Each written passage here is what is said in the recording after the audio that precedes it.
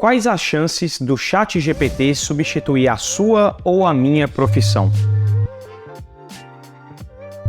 Antes de eu começar, qualquer pessoa que te falar que vai substituir ou não vai substituir tá mentindo. Por quê? Porque nem os próprios criadores sabem do potencial do ChatGPT. Por quê? Eu vou dar uma breve história aqui para você entender o contexto. Como você já deve saber, por trás do chat existe um modelo de machine learning ou de aprendizado de máquina. Significa que o chat está constantemente aprendendo com as suas perguntas, com as perguntas de outras pessoas e consigo mesmo. E principalmente pela quantidade de pessoas que estão utilizando o chat. Inclusive, se você comparar aí, olha nesse gráfico, o chat ele foi mais rápido até mesmo que o TikTok para alcançar 100 milhões de pessoas. Então, olha a velocidade desse chat. Isso já te dá uma ideia do quão rápido esse machine learning está funcionando. Então, de forma exponencial, esse chat está ficando cada vez mais poderoso, mais forte. Além disso, os criadores estão colocando cada vez mais features no chat. Então, você já deve ter visto aí a última versão que saiu, que ele consegue misturar uma linguagem de texto com imagem, e esse é só o começo. Daqui a pouco ele começa a se misturar com áudio, com vídeo e começa a gerar todo tipo de conteúdo que a gente conhece hoje. Então a gente não sabe muito bem qual que é o limite desse chat. Para efeito de comparação, vamos falar um pouco da lei de Moore. Há décadas atrás, o Gordon Moore, basicamente ele estimou quão rápido o processamento dos computadores ou o número de transistores nesses computadores, que é basicamente o que faz com que esses computadores consigam processar as coisas, as informações, eles levariam para dobrar de tamanho. Ou seja, em quantos meses ou anos a capacidade dos computadores dobraria. Então olha aí esse gráfico que interessante. Lá na década de 70, a gente já tinha o Intel 4004 e a partir disso foram criados novos processadores até chegar no ano ali de 2020. E aí vai e a gente continua evoluindo nesse sentido. Mas perceba uma coisa, olha no eixo Y como é que os valores estão evoluindo. De 1000 vai para 5000, depois para 10.000, 50.000, 100.000. Ou seja, esse gráfico ele não é linear, ele está em log. Olha só como é que o crescimento é rápido. A gente vê de forma linear esse crescimento, mas na verdade ele seria uma curva exponencial. Então olha só, a gente saiu de 1000 para 50 bilhões de transistores.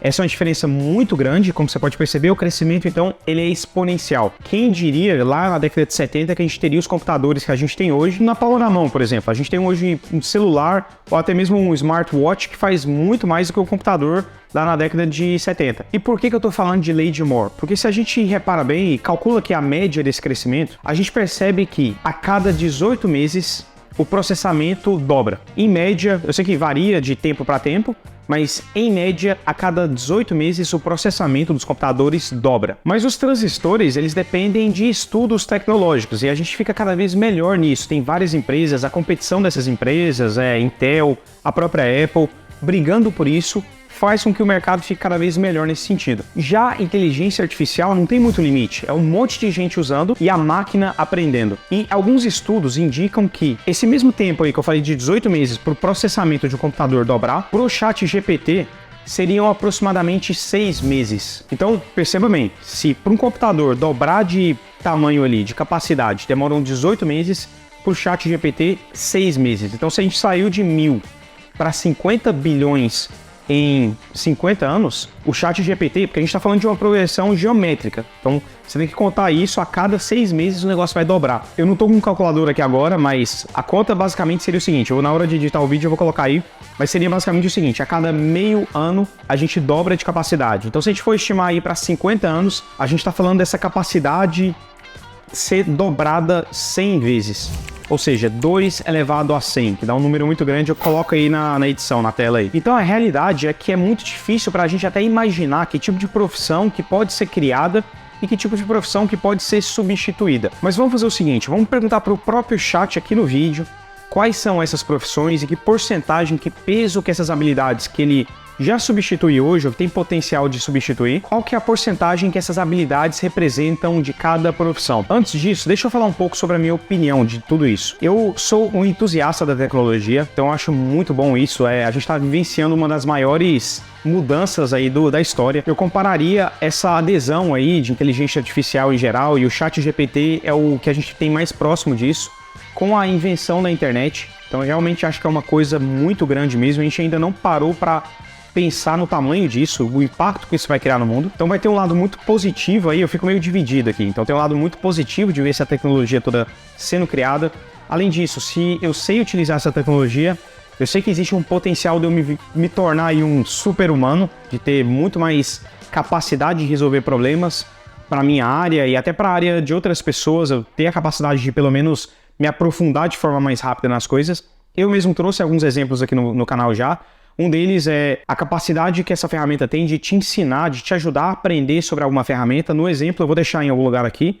Ele te ajuda a aprender Python, te dá um guia ali, te ajuda melhor que muito livro que existe por aí, até mesmo que muito curso. Se você gosta aí de conteúdo escrito, o ChatGPT é feito para você nessas horas, nessas ocasiões que você tem que aprender alguma ferramenta ou alguma habilidade específica para aquela ferramenta. Inclusive, ele te ajuda a programar também. Além disso, um outro ponto ainda mais positivo, na minha opinião, é o de que, ao meu ver, a gente não veio aqui no mundo como seres humanos, a gente não veio no mundo para trabalhar com coisas repetitivas, ou seja, trabalhos manuais que você tem que dedicar horas e horas de forma repetida e o valor que é gerado desse trabalho nem é tão grande assim, mas ele precisa ser feito por alguém. Isso é muito bacana. Se essa ferramenta consegue substituir esse trabalho, olha só, a gente está dando um passo que é mais ou menos aí quando a gente inventou, sei lá, de andar a cavalo para carregar as coisas, ou inventou uma carroça, ou inventou um carro, inventou um caminhão, um trem, para carregar cargas, para fazer esse tipo de trabalho.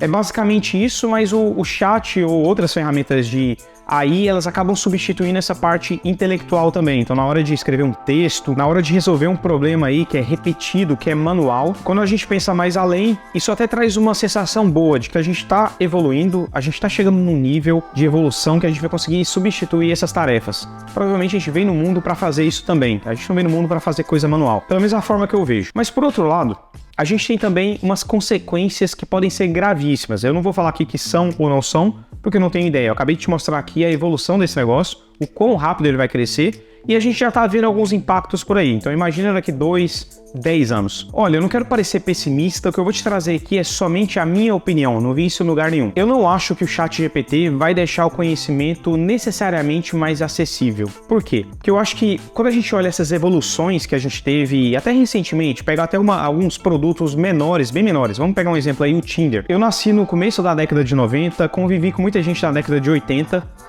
e nessa época a gente não tinha Tinder, não tinha nenhum tipo de ferramenta nesse sentido. Então a pessoa tinha que sair ali, falar com as pessoas, interagir. Não tinha nem, assim, eu vi a evolução do MSN. Para quem é mais novo aí, nem deve conhecer MSN. Mas então eu vi a evolução disso, eu vi os benefícios que vieram, principalmente para as pessoas que já estavam acostumadas com o modelo anterior. Então elas tiveram muito mais facilidade para falar com as pessoas, no caso do Tinder, para conhecer pessoas. Só que eu percebi também, pelo menos a impressão que eu tenho, que o Tinder mesmo ele acabou dividindo as pessoas em grupos diferentes. Então a pessoa que já tinha uma certa experiência ou tinha uma certa facilidade para falar com pessoas, o Tinder é como se você desse um superpoder para essa pessoa. Com o Tinder, essas pessoas conseguiram conhecer outras de forma muito mais fácil e mais rápida. Eu conheço, inclusive, provavelmente você deve conhecer também, casais, pessoas que casaram se conhecendo pela internet, pelo Tinder ou por outras ferramentas. Mas eu percebo também que tem um outro grupo de pessoas que já tinham uma certa dificuldade para essas interações sociais e elas acabaram ficando mais isoladas ainda. Então, as pessoas que tinham pouco, já conheciam mais ou menos como é que as coisas funcionavam, tinham uma abertura social maior, elas explodiram, viraram super humanos ali, ou com Tinder, ou com MSN, ou qualquer coisa que tenha surgido. Já as outras que tinham esse bloqueio, por não terem a exposição, por não terem que falar com pessoas ali, interagirem com pessoas pessoalmente e viverem no mundo ali, numa bolha da internet, elas passaram a ter ainda mais dificuldade para falar, ou quando ela está acostumada ali com o mundo online, jogando ou por texto, e aí ela tem que falar com alguma pessoa, apresentar em público, essa pessoa passa a ter ainda mais dificuldade. O que tem a ver o boi com a corda? Vamos lá, vamos pegar essa comparação do Tinder, que é uma coisa muito menor, infinitamente menor do que o ChatGPT. O ChatGPT está influenciando não só o trabalho, mas tudo que a gente faz no dia a dia. Olha só, se o Tinder já criou esse impacto. Outro exemplo, VR. Eu tenho um VR, adoro, só que eu vejo que tem muita gente ali com uns 15, 14 anos que meio que já cresceram com esse negócio na cabeça e provavelmente vão ter alguma dificuldade, não todas, claro, mas muitas ali provavelmente vão ter algumas dificuldades para interação social. ChatGPT, a mesma coisa para interação social, mas ainda pior, porque impacta nosso trabalho. Então você tem ali pessoas que trabalham de forma manual e que não têm muito essa aptidão para se desenvolverem, para pegarem uma ferramenta nova e absorverem o que essa ferramenta tem a oferecer e se tornarem ali super profissionais Então essas pessoas provavelmente podem ficar para trás, pelo menos na minha opinião. E infelizmente, eu não quero ser pessimista, mas existe essa chance porque a pessoa que sabe utilizar o ChatGPT e consegue utilizar isso no dia a dia, ela vai se tornar um super profissional e vai conseguir cobrir o trabalho de mais pessoas. Ou seja, a não ser que novas profissões não sejam criadas e esse equilíbrio entre oferta e demanda não seja reajustado, será necessário um número menor de pessoas para executar aquela mesma tarefa que era executada por um número maior. Ou seja, isso pode contribuir para criar um grupo ainda mais forte, ainda mais seletivo ali, talvez mais reduzido de super-humanos, super profissionais, enquanto outros profissionais que tiveram mais dificuldade para se adaptarem vão ficar para trás. E aí, não sabendo o que vai acontecer, eu só quero, assim, olhando para minha própria vida, eu quero estar atualizado que essa ferramenta. Toda atualização que sai, eu quero saber como é que eu posso utilizar para o meu dia a dia, não só pelo benefício da própria ferramenta, mas também para não ficar no segundo grupo. E se você está assistindo esse vídeo até aqui, acredito que você também esteja na mesma situação. Você está aí tentando entender que tipo de profissão vai ser substituída, qual que não vai ser, para você meio que se adaptar para o que vai vir. Não tem volta mais, esse que é o ponto. A ferramenta, não só o ChatGPT, mas outras ferramentas e outras pessoas já perceberam que isso é muito bom. Então é muito difícil a gente dar um passo para trás e esquecer que isso aconteceu. Quem vai querer desistir? Se, sei lá, o governo proibir, vai ter um outro governo que vai permitir, as empresas vão para lá. Porque as empresas já perceberam também que elas podem ganhar mais dinheiro e serem mais eficientes se elas utilizam a inteligência artificial a favor delas. Então eu acho muito difícil a gente voltar. Então a gente criou um monstro talvez aí, que não tem mais volta, na minha opinião, e eu quero estar no lado que está ganhando. Se for para ter um grupo aí que vai se adaptar e tá bem aberto a se adaptar e ficar cada vez melhor e se tornar um super profissional, eu quero estar nesse grupo. Então vamos lá, vamos perguntar para o ChatGPT quais são as habilidades que ele acredita que ele possa substituir hoje em dia. Ele não quis responder na hora que eu perguntei aí que profissão que você vai substituir, ele fala que ele não vai substituir nenhuma e tudo mais. Provavelmente ele foi treinado para falar isso. Mas listando então algumas habilidades que ele pode lidar hoje em dia, a gente tem conversação em linguagem natural, geração de texto e conteúdo, tradução automática de idiomas,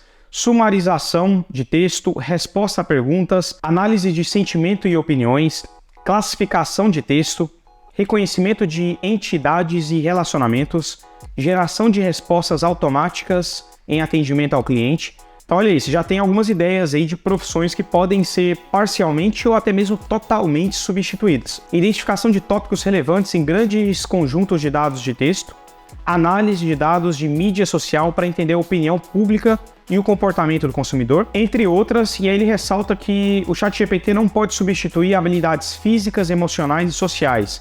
Habilidades físicas a gente tem substituído aí desde o dia que a gente subiu em cima de um cavalo e começou a carregar coisa. Desde o dia que a gente inventou a roda, inventou carro, inventou caminhão, tudo isso que eu dei de exemplo aqui. Vamos mais além agora. Vamos perguntar para o chat quais são as profissões que têm essas habilidades que eu acabei de listar e qual que é a porcentagem dessas profissões que são representadas por essas habilidades. Aí ele já vai dar meio que uma dica de quais são as profissões que podem ser substituídas. Então vamos lá, vou pedir para ele colocar isso em forma de tabela e aí do lado, na segunda coluna, a gente coloca a porcentagem dessa profissão. Então vamos lá, a primeira do ranking, escritor, escritora, 90% dessas habilidades aí representam o total dessa profissão. Então aqui você já tem uma ideia de que essa profissão ela pode quase que totalmente ser substituída. Eu tô falando que assim, vai acabar a profissão de escritor?